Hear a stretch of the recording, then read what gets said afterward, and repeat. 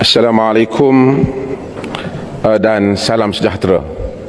Sebenarnya perkataan Assalamualaikum itu sendiri merupakan salam sejahtera.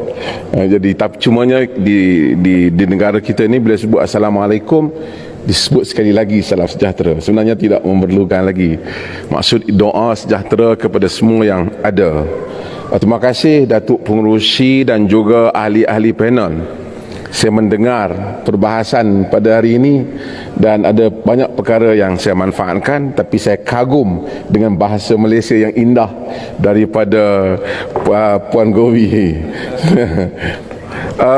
Saya ingin sebut dalam masa yang ringkas ini beberapa perkara untuk dikongsi seperti mana panel-panel sebelum ini berkongsi pandangan mereka.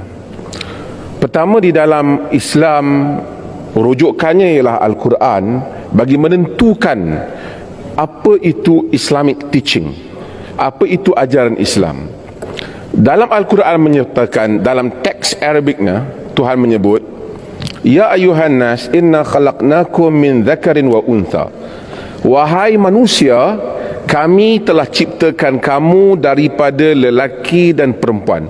We have created you from male and female. Kami telah cipta kamu daripada lelaki dan perempuan. Wa ja'alnakum syu'uban wa qabaila. Kami jadikan kamu itu banyak bangsa-bangsa, banyak tribes, banyak kabilah-kabilah. Tujuannya apa? Tujuannya li ta'arafu, supaya kamu kenal mengenali antara satu sama lain. Dan hari ini kita telah melakukan kerja itu, iaitu cuba kenal mengenali antara satu sama lain. Orang Islam setiap hari mereka sembahyang.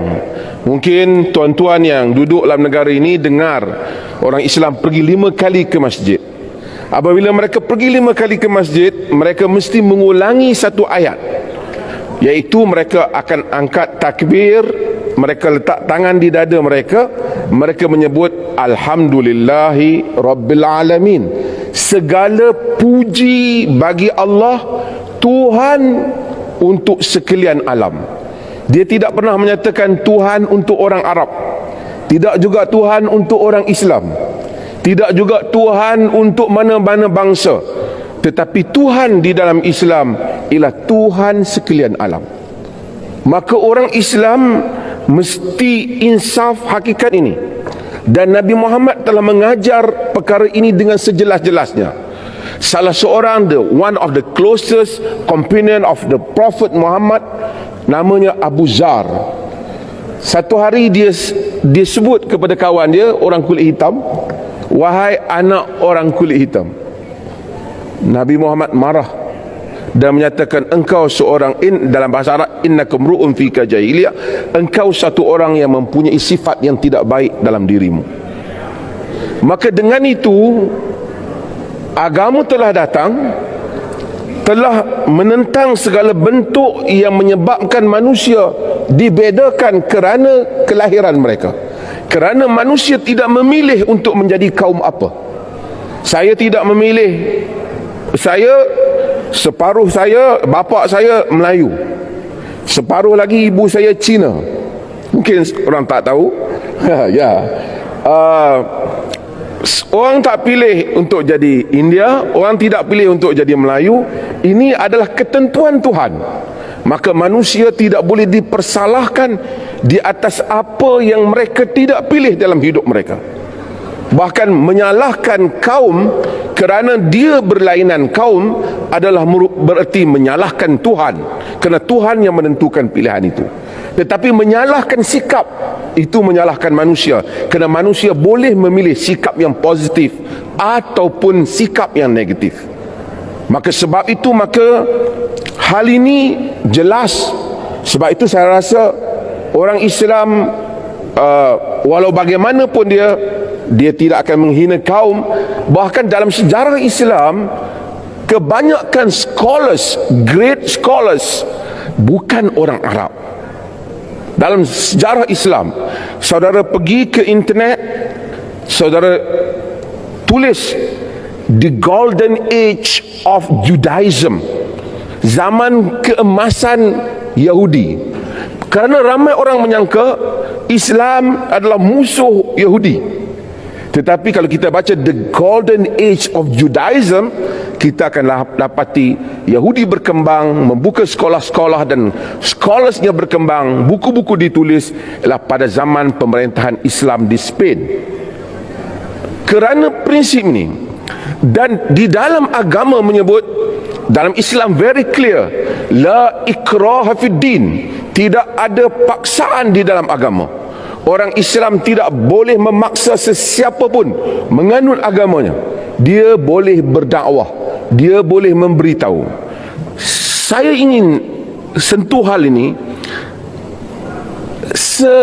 Orang Islam yang layman, ordinary people, not educated people yang ada di kampung, mereka faham hal ni.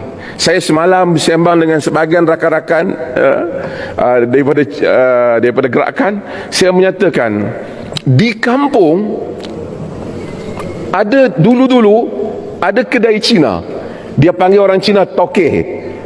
Dia jual di kampung. Satu kedai Cina boleh hidup di tengah-tengah kampung Melayu. Dan tidak pernah kita ada sejarah yang menunjukkan orang Melayu memaksa orang-orang Cina yang berniaga di kampungnya menganut agama Islam. Bahkan mereka membesar bersama, ada sejarah yang bersama. Sebab itu sehingga kita sentiasa mengingati hubungan baik datuk nenek kita antara satu sama lain. Kerana memaksa beragama itu tidak pernah dikenali di dalam agama. Orang selalu bercakap lately tentang jihad. Jihad sangat menakutkan perkataan ini. Tetapi jika kita merujuk kepada Al-Quran, Al-Quran menyatakan antara tujuan jihad untuk memelihara tempat-tempat ibadat agama-agama berbagai, memelihara churches, memelihara gereja, memelihara sinagog tempat Yahudi, dan juga memelihara masjid. Ini Allah yang mention, sebut perkara ini dalam surah Al-Hajj ayat 40. Dalam teks Arabnya dia menyebut, walaula daf'ullahu an-nas ba'duhum bi ba' lahuddimat sawami'u wa bi'un wa salawatun wa masajidu yuzkaru fiha ismullahi katsira. Jika tidak kerana Tuhan menjadikan manusia itu bertembung untuk yang benar membela menghalang kejahatan, nescaya nanti akan musnah tempat-tempat ibadat agama-agama, akan dimusnahkan gereja, akan dimusnahkan sinagog tempat ibadat Yahudi, dan akan dimusnahkan masjid yang disebut padanya nama Allah banyak-banyak.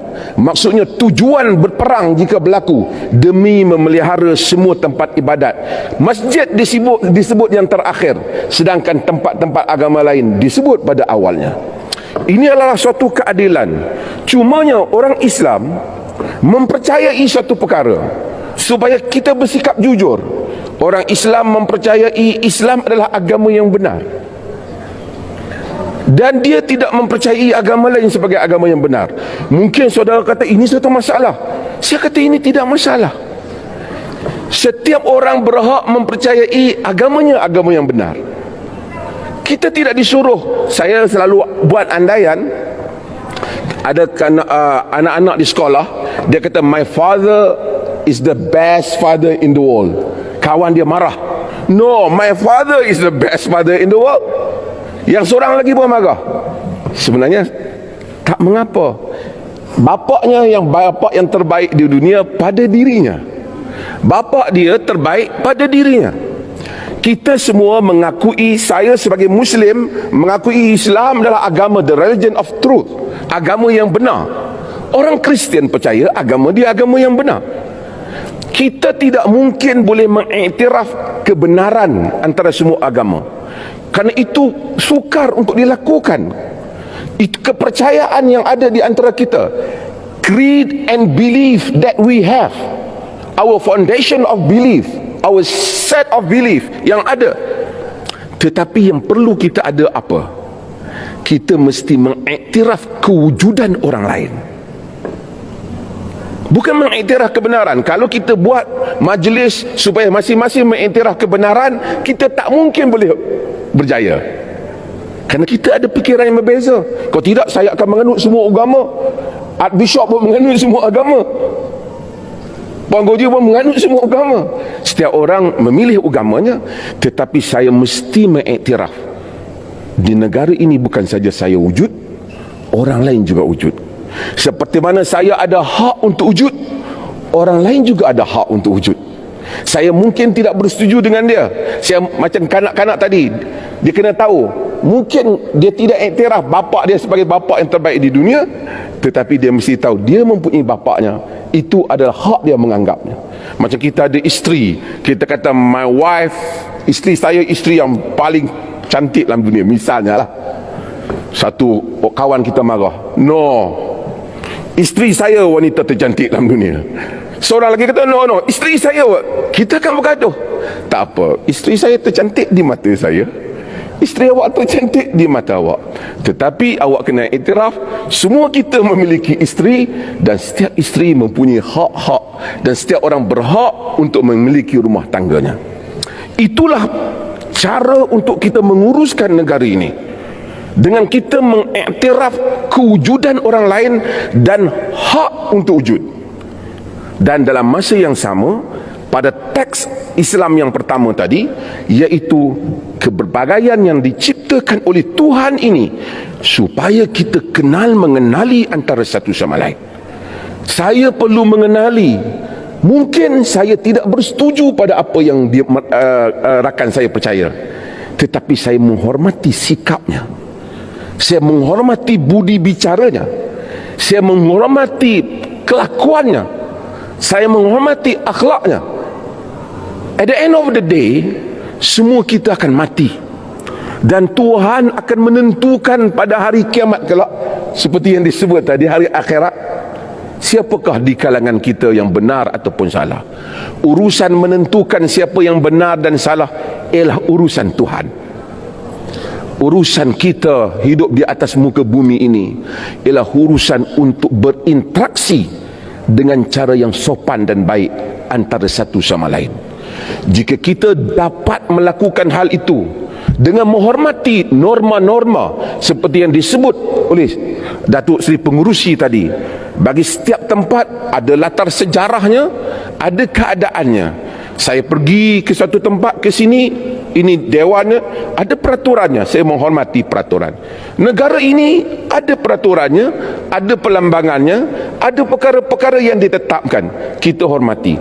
Yang kita penting dalam hidup dunia ini, bukan saya mesti menjelaskan semua mesti menghormati agama saya, atau menghormati agama bishop, atau menghormati agama yang mengikuti. Yang penting di dalam bernegara ialah semua orang mempunyai ruang yang cukup untuk mengamalkan agamanya. Itu yang lebih penting. Kalau kita berjaya mengangkat satu agama sehingga berlaku pergaduhan dan pertempuran, tidak ada agama yang boleh hidup, apa maknanya? Jadi kita yang duduk di masjid, masjid milik orang Islam, diuruskan secara orang Islam 100%, di sistemnya adalah Islam. Di gereja ia adalah milik orang Kristian, 100% peradaban dan caranya mengikut agama Kristian. Di kuil juga demikian. Tetapi bagi sebuah negara, ia bukan untuk satu agama. Sebuah negara dikongsi oleh berbagai-bagai penganut, maka setiap orang mempunyai portion daripada negara ini untuk membolehkan dia sebagai seorang Islam hidup, dia sebagai seorang Kristian hidup, dia sebagai seorang Hindu hidup, dia sebagai seorang Tao hidup, dia sebagai seorang Buddha hidup, dan apa saja agama yang diiktiraf oleh perlembagaan untuk hidup dan mengamalkan agamanya tanpa diganggu gugat. Kalau itu dapat kita lakukan, kita jangan bincang tentang isi kandungan agama, siapa yang benar dan salah. Kita bincang, kita mempunyai hak untuk hidup bersama pada negara yang sama-sama kita cintai ini. Sekian, terima kasih. Wassalamualaikum warahmatullahi wabarakatuh. Ya, luar biasa sekali Bapak Ibu, video yang barusan kita saksikan, yang mana tadi Ustadz ini mengingatkan kita akan satu hal, bahwa yang paling terpenting itu di dalam kehidupan kita adalah bagaimana kita bisa mengamalkan ajaran agama kita masing-masing. Apa yang dikatakan oleh beliau, saya setuju secara pribadi, karena memang Yang menjadi tugas kita adalah bagaimana kita bisa mengamalkan ajaran agama kita, melakukannya, dan menjadi teladan bagi komunitas kita dan terlebih-lebih dimanapun kita berada. Bapak Ibu yang dikasih oleh Tuhan, kita tahu bahwa banyak sekali di luar sana orang-orang yang tidak mengamalkan ajaran agamanya, tetapi mereka lebih tertarik untuk membahas doktrin orang lain, membahas ajaran agama orang lain, dan seakan-akan bahwa mereka lah yang paling agamis dalam hal ini. Bapak Ibu yang dikasihi oleh Tuhan, saya mengajak kita semuanya, kita berdoa buat ustadz ini, kiranya di Indonesia ini semakin banyak ustadz-ustadz yang seperti ini. Terima kasih dan Tuhan Yesus memberkati kita. Amin.